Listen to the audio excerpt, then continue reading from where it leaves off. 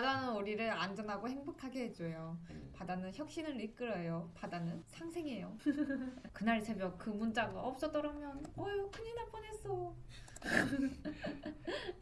야근하고 오니 너무 피곤하다. 시간이 늦으니 주차할 곳이 없네. 나의 뉴 에마. 오늘은 하천변에 주차해야겠다. 띵동. 지친 중 알람 문자를 받았다. 침수 우려. 즉시 차량 이동 바람. 뭔 소리야.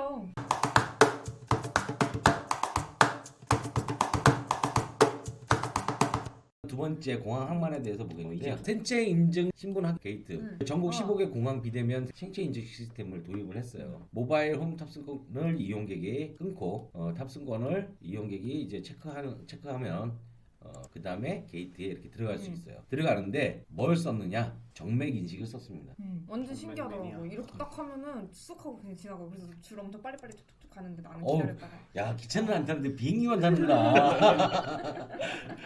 제주도 갔다 왔어요? 네, 제주.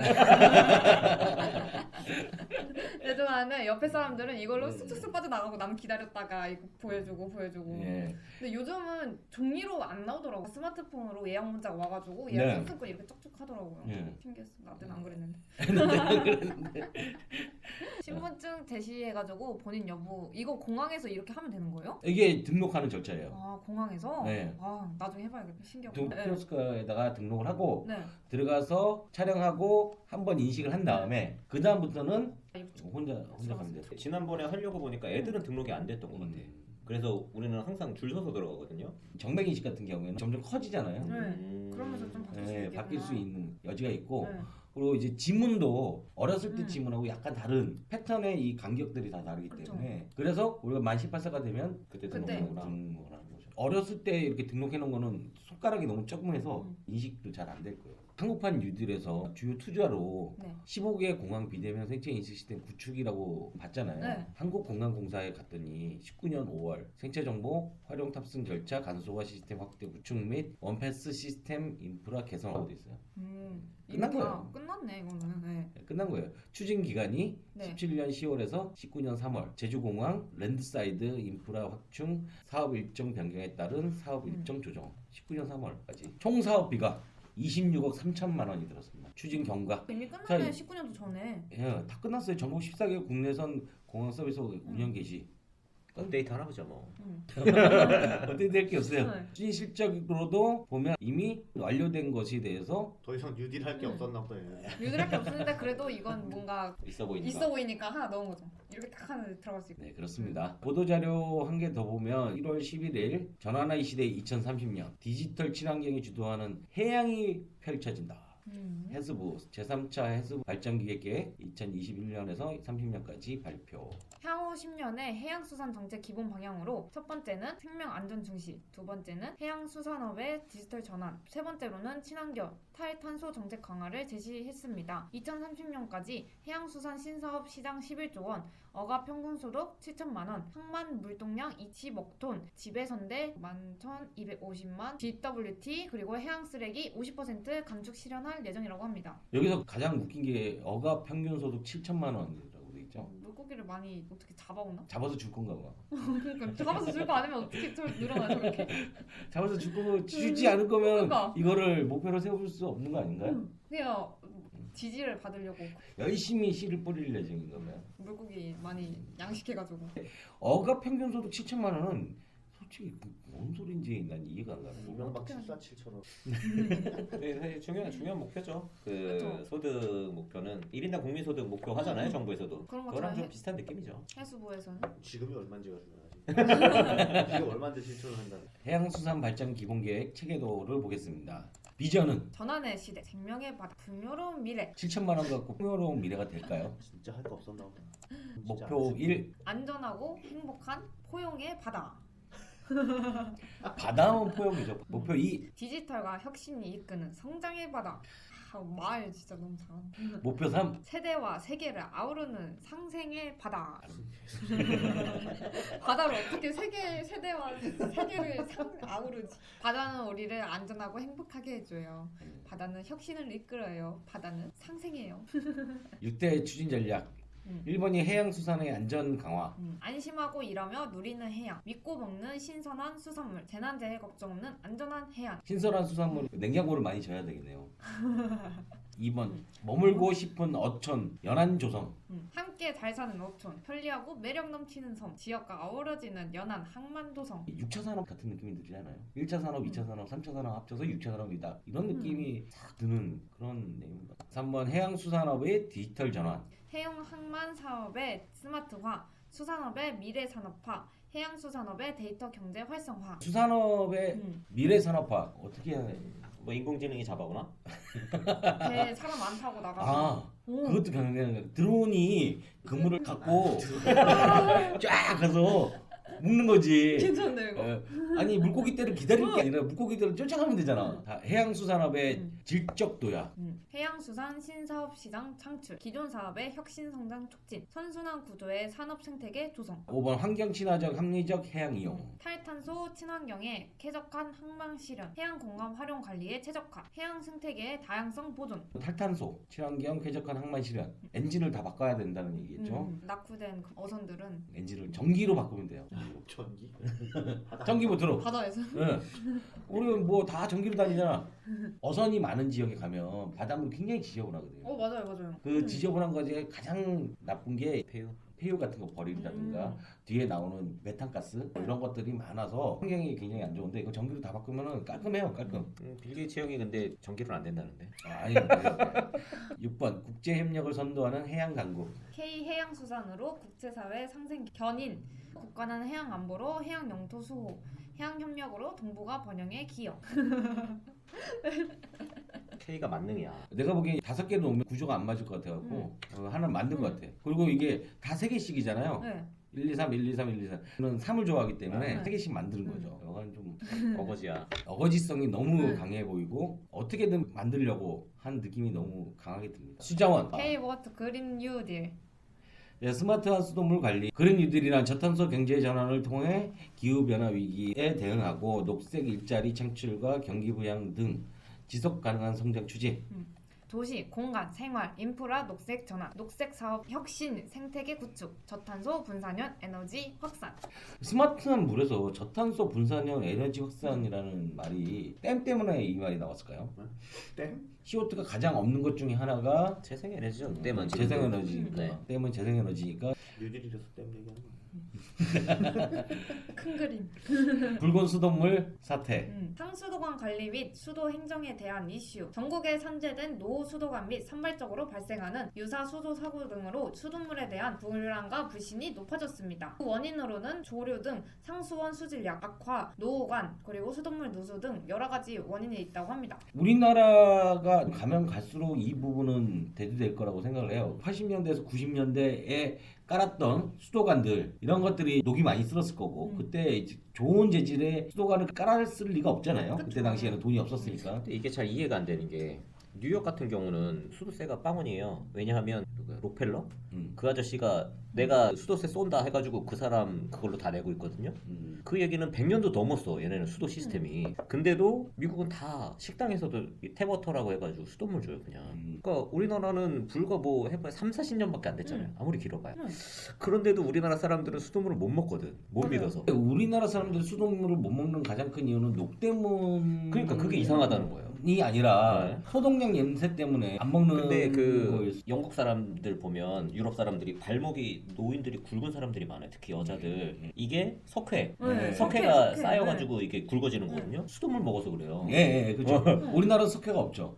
근데 그래서 그거는- 우리나라는 염소 냄새가 좀 나도 네. 수돗물의 질 자체는 나쁘지 네. 않거든요. 그쵸. 물의 질은. 근데 네. 인식 자체가 어. 그렇게 돼 있는 것 같아요. 인식 자체가. 우리나라는 진짜 네. 수돗물 그게 어. 그러니까 정수기 팔아먹으려고 했다니까요.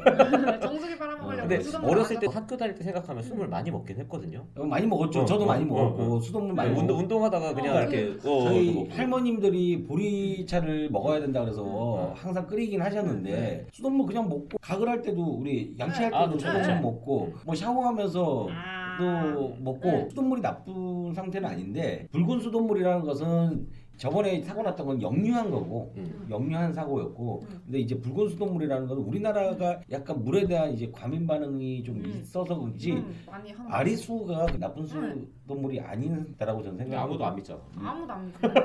그러니까 제가 보기엔 그 첫 번째는 생수를 팔아먹기 위한 전략인 것 같고 두 번째는 못 살고 그랬을 때 깔았던 수도관에 대해서 신뢰가 없는 거죠. 정부가 깔았던 그 관은 좋은지 나쁜지 모르겠는데 그거는 뭐 좋을 수 있다라고 하더라도 거기서 끌어오는 그 선이 과연 좋은 관을 썼을까라는 부분이 저는 좀 의심이 된다는 거죠. 부실공사 하는데 수도관을 좋은 걸 썼겠어요? 내마다 붙어 있고 막 이런 나라라서 옛날에. 약수도 진짜 약수도, 위험해 약수도. 근데. 약수도 약수도 저 훨씬 위험한데. 위험해. 사람들 옛날에 그 할아버지들 고정관념이 약수. 있어가지고 맨날 물통 들고 가지고 떠오고. 그런 문화적인 게 일단 기본적으로 베이스에 깔려 있어. 그 사람들이 산에서 흐르는 물이 수돗물보다 깨끗하다고 생각한다는 것 자체가 심각한 심각한 문제죠. 문제죠. 물관리 일어나. 한국수자원공사의 역할과 책임, 통합 물관리 선도 기관으로서 안정적인 용수 공급과 수돗물 신뢰를 제공한다고 합니다. 포스트 코로나의 물 에너지 절감 및 기후 위기 대응을 위한 녹색 전환. 그래서 강입색으로 변했구나.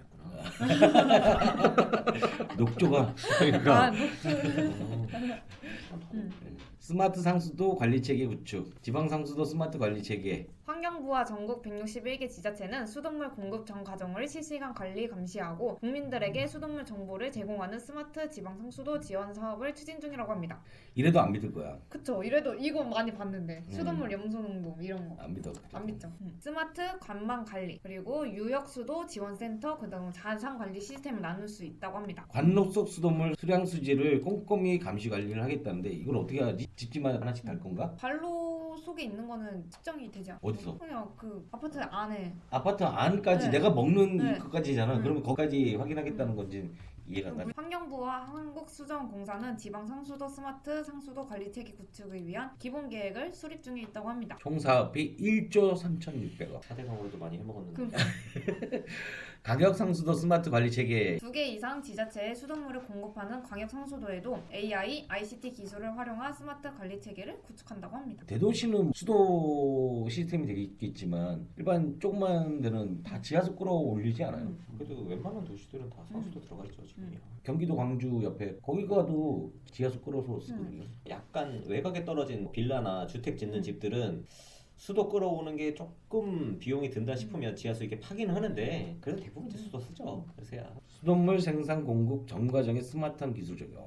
시수원 수질 감시 그리고 스마트 정수장, 스마트 관망 관리 그리고 자산 관리. 수도관 생애주기적 관리로 수돗물 사고 예방. 아까 말했듯이 관에 대해서 생애주기를 갖고 하겠다는 얘기네요. 광역성 수도 스마트 관리 체계에서 두 번째 네, 스마트 엄청 하네, 진짜. 그러니까 스마트 20년부터 지방 상수도와 함께 광역 상수도 스마트화를 본격 추진하고 2023년 국가 상수도 전 과정 스마트 관리 체계 구축을 완성할 거라고 합니다. 총 사업비 2,400억. 2,400억이라고 합니다. 스마트하게 관리하는 게 맞을 것 같아요. 사람이 계속 쳐다보고 있을 수가 없으니까 스마트하게 관리하는 건 좋은데 제대로 했으면 좋겠어요. 이렇게 달라집니다. 언제 어디서나 믿고 마실 수 있는 안전한 수돗물 공급. 스마트폰으로 수질과 사용량을 직접 확인하고 수돗물 안심 이용. 땅속으로 새는 누수 및 에너지 손실을 줄여 저탄소 수돗물 공급. 9,400명의 지속 가능한 녹색 일자리 창출과 3조 6천억 원 생산 유발. 스마트 물관리 활성화로 국내 물사업 성장과 기술 경쟁력을 향상시킨다. 스마트 관리 활성화로 국내 물산업